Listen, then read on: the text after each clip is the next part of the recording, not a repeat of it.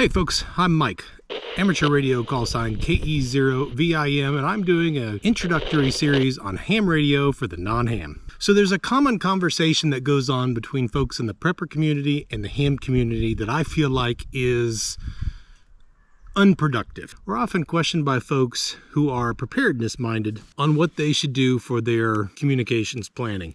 And frequently that involves the purchase of one of these guys, the mighty Baofeng.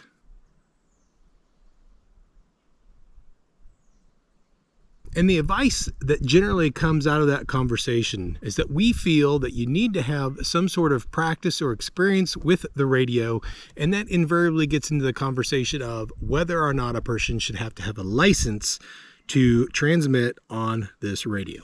I want to avoid that altogether. The mistake I think people make isn't necessarily that they don't have a license to transmit.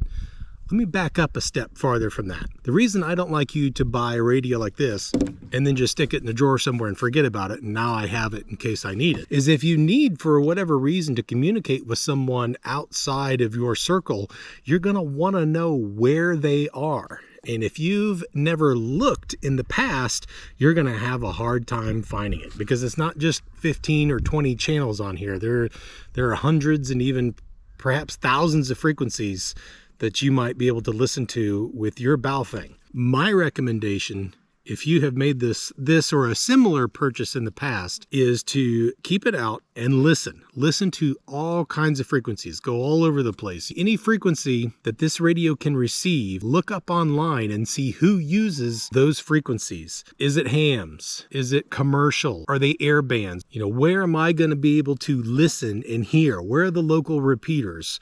Where is my local weather information? Where are all those frequencies? And you should have a list of where all those are. So when something does happen, I've got like a laminated card or something of that nature that's got all these frequencies on it.